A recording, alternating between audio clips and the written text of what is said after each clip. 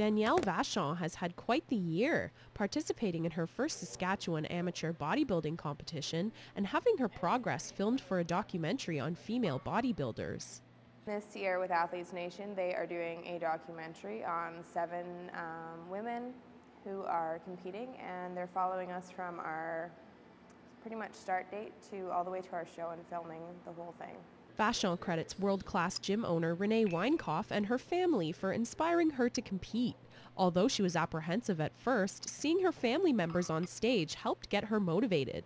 My cousin was competing, Jason, and he had saw that I was doing really well, and he's like, I told him, I said, why don't you let me go and see your show, get me some tickets, and he's like, why don't you just be in the show?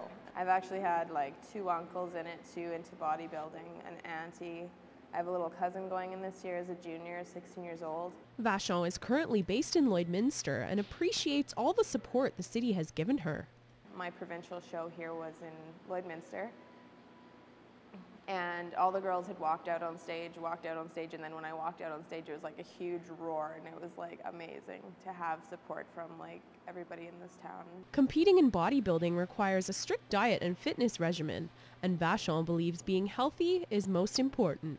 Just being healthy is really worth it in my life because it keeps me going and it keeps me wanting better, and it's always better for myself. So. Carrie McCullough, Newcap Sports. Right now to Lakeland College, and the Rustlers volleyball teams are set to take on Augustana College this weekend. The Rustlers are coming off a pair of losses to Grand Prairie, and which they've dropped both on the weekend. For the record is now 4-10, but the Rustlers are still in contention for a playoff spot. Things look promising as the Augustana College has not won a game in their volleyball program's history. Can you believe it? Head coach Austin Dyer knows you can't take any team in the ACAC lightly. If you're a team that's going to take anybody for granted and you come in, you're going to start to make some mistakes. And as soon as you get a little bit of pressure on yourself after you've already decided you're going to win that match, if you don't step up to that pressure, things can go south really quick. Despite a 2-14 record, the Rustlers men have been competitive with 11 rookies. Mistakes will happen, and they have crept up in their game. They take on an Augustana squad that is 7-5. The challenge will be containing the outside hitters in Zahiv Ganji and Cole McCartney. A possibility that can be attained. Both of them are very good players. They hit the ball really well. They're tall, they jump well. So for us, we're going to have to throw up solid blocks and anticipate where it's going. We're going to have to read the setter well. If we can do that, I think we could be very successful. While the volleyball teams are at home, the Lakeland Rustlers basketball teams head out to Edmonton to face the Augustana Vikings. The Rustlers men look to remain undefeated, and the ladies are in the thick of it in the playoff race. Both teams will play Saturday night at Lakeland Gym. Game time for that for the ladies is at 6. Guys are at 8.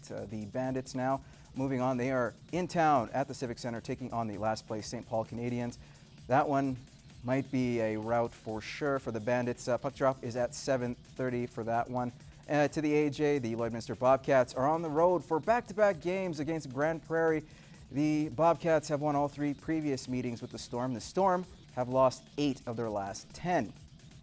Moving on to Bonnyville, they return home to face the always tough Fort McMurray Oil Barons. The Oil Barons won both contests earlier this year. The Ponce coming off that 4-1 win over Grand Prairie.